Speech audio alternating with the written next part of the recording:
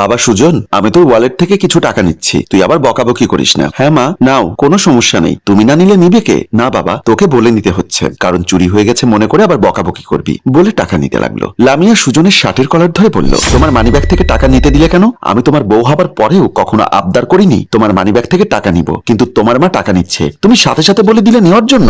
আমার মা আমার মানিব্যাগ থেকে টাকা নিবে, তোমার প্রবলেম কোথায়? টাকা রোজগার করি আমি, তুমি তো আর করো না। কিন্তু আমার মা আমার সাথে হেসে কথা বললেও তোমার প্রবলেম, আমার কাছ থেকে কিছু আবদার করলেও তোমার প্রবলেম। কিছুই তো বুঝলাম না তোমার মতিগতি। আমার মতিগতি কখনো বুঝবে না, কারণ তুমি তো আমাকে ভালোবাসোনি। আমাকে ভালোবাসলে না বুঝতে পারবে স্ত্রী মনের কথা। আর যেহেতু তোমার মাকে বেশি গুরুত্ব দিচ্ছ, ঠিক আছে, তোমার মাকে নিয়ে থাকো, আমাকে লাগবে না, বলে চলে গেল। বিকালবেলা বাবা আসলো বাসায়, বাবাকে মেহমানদারি করছে। সুজন শ্বশুরের হাতে নাস্তা তুলে দিল। শ্বশুর বলল, থাক বাবা, আমি নিয়ে খাবো। আমিনা বেগম বলল, আমার ছেলে আপনার হাতে তুলে দিল, আর আপনি ওই খাবার রেখে দিলেন? বিআইন সাহেবা, আমি অন্য মাইন্ডে রেখে দেইনি, আমার পেট ভরা। আর এদিকে এসেছিলাম, মনে হলো আপনাদেরকে একটু দেখে যাব, তাই এদিকে এসে দেখা করলাম। আমার কোনো ক্ষুধা নেই। লামিয়া মুখ ভেঙচি দিয়ে বলল, বাবা তেলের নাস্তা খায় না, ওনার জন্য স্পেশাল নাস্তা বানাতে হয়। সুজন বলল, ঠিক আছে বাবা, আবার আসলে আমাকে বলে আসবেন, আমি আপনার জন্য ভালো নাস্তা রেডি করে রাখবো। আপনার মেয়ে জানে আপনি বাইরের নাস্তা খান না, তবু আমাকে বলেনি কেন? লুৎফুর রহমান বলল, কিরে তোমরা কি শুরু করে দিয়েছো? মনে হচ্ছে তোমরা ঝগড়া করছো। আমি আর সাথে কোনো প্রবলেম হয়েছে নাকি? তাহলে আমি কখনো আর এখানে আসবো না। লামিয়া বলল,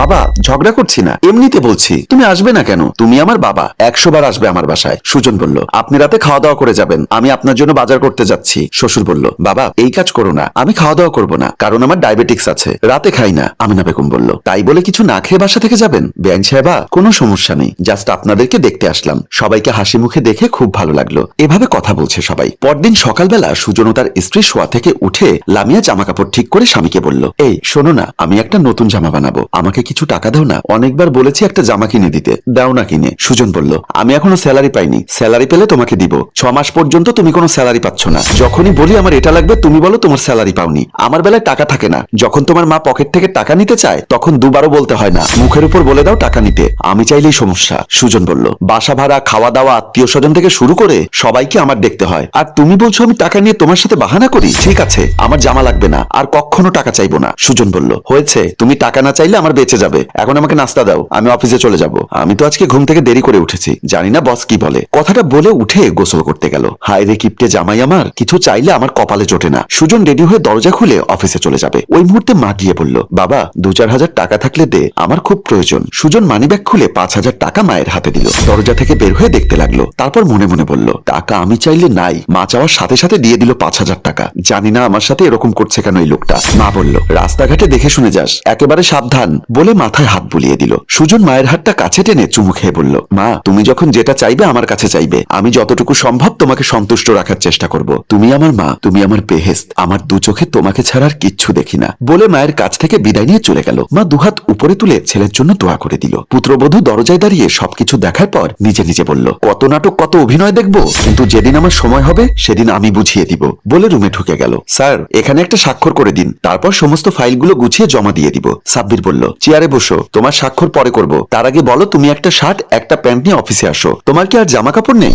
নাকি এক কালারের কয়েক জোড়া কিনে রেখেছো? সুজন মিথ্যা সাজিয়ে বলল, হ্যাঁ স্যার, একই কালারের কয়েক জোড়া কিনে রেখেছি, তাই মনে হয় এক ড্রেসে প্রতিদিন অফিসে আসি। সাব্বির বলল, তাহলে ঠিক আছে, অফিসের বাকি যারা আছে তাদেরকে আমি বলতে পারবো, সবাই আমাকে বলে তো, তাই কথাটা আজকে তোমাকে বললাম, কারণ তোমাকে তো আমি স্যালারি কম দেই না, 20,000 টাকা প্রতি মাসে স্যালারি দেই। বস স্যালারির কথা বলাতেই সুজন মনে মনে বলল, 20,000 টাকার মধ্যে 12,000 টাকা বাসা ভাড়া চলে যায়, আবার আমার জামা কাপড় নিতে বলতে এসেছেন। হায় রে স্যার, কখন বিবেক হবে আপনার? আসলে বড়লোক মধ্যবিত্তদের কষ্ট বুঝে না। স্বাক্ষর করে দেবার পর ফাইলটা সুজনের হাতে দিলাম। সুজন ঠিক আছে বলে ফাইল নিয়ে বের হয়ে গেল। মা শপিং ব্যাগ নিয়ে সোফায় বসে আছে। সুজন বাসায় ঢুকে সোজা মায়ের কাছে গেল। মা বলল, এসেছিস তুই? তোর জন্য অপেক্ষায় বসে আছি, কেন জানি বৌমা আমার সাথে কথা বলছে না, তাই একে একে এখানে সময় গুনছিলাম। সুজন বলল, মা এই শপিং ব্যাগে কি? মা শপিং ব্যাগ থেকে 3টা জামা বের করলো, 3টাই পুত্রবধূর জন্য এনেছে। সুজন বলল, মা এগুলো কি? মা বলল, বাবা এগুলো লামিয়ার জন্য এনেছি, লামিয়া অনেকদিন ধরে দেখছি 2টো জামা পরে, মনে হলো তার কাছে কোনো জামা নেই, তাই তোর কাছ থেকে সব টাকা নিয়ে জমিয়ে শপিং করতে গেলাম। সুজন হেসে বলল,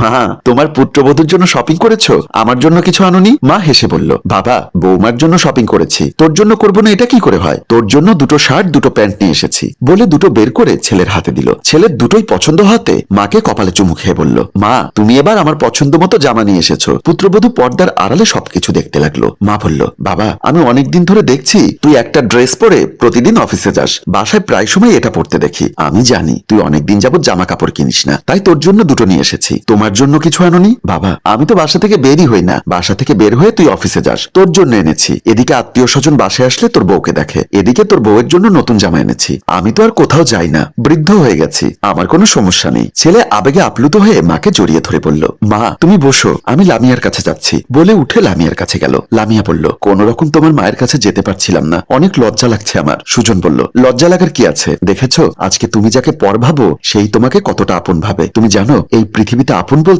ওনার আর কেউ নেই, তুমি আর আমি ছাড়া। উনি আমার কাছ থেকে টাকা চাই বলে তুমি কত কিছু বলেছো তার কোনো হিসাব নেই, কিন্তু উনি আজকে শেষ পর্যন্ত নিজের জন্য কিছু না কিনে আমাদের দুজনের জন্য শপিং করে নিয়ে এসেছে। এটাই হচ্ছে মা, নিজে না খেয়ে ছেলে মেয়ের কথা চিন্তা করে। এটাই হচ্ছে মা, নিজে ঘুমে না গিয়ে পাশে বসে আদর করতে করতে ছেলে মেয়েদের ঘুম পাড়ায়। সেটাই হচ্ছে মা, সেটা আমার হোক বা তোমার হোক, দুজনকেই সমান চোখে দেখতে হবে। আমি কখনো মাকে আর তোমাকে আলাদা চোখে দেখতে পারবো না, দুজনেই আমার চোখে সমান। লামিয়া ভুল বুঝতে পেরে স্বামীকে জড়িয়ে ধরে বলল, প্লিজ আমাকে ক্ষমা করে দাও, আসলে আমি এত কিছু জানতাম না, আমি ভুল রাস্তায় চলাফেরা করছিলাম, কিন্তু আজ থেকে আবার সঠিক পথে চলে আসলাম, প্লিজ আমাকে ক্ষমা করে দিও। আর হ্যাঁ, বলো না কিভাবে এখন মায়ের কাছে যাব? ওনার সাথে তো আমি অনেক বেয়াদবি করেছি, তবে এখন লজ্জা লাগছে। শাশুড়ি এসে বলল, লজ্জা লাগার কিছু নেই, ছেলে মেয়ে ভুল করেই থাকে, তবে এগুলো আমার মাথার মধ্যে কিছুই নেই। লামিয়া মা বলে কান্নায় ভেঙে পড়ল শাশুড়িকে জড়িয়ে ধরে। প্লিজ মা আমাকে ক্ষমা করে দিন, কখনো আমি আপনাকে অন্য চোখে দেখবো না, আপনি আমার মা।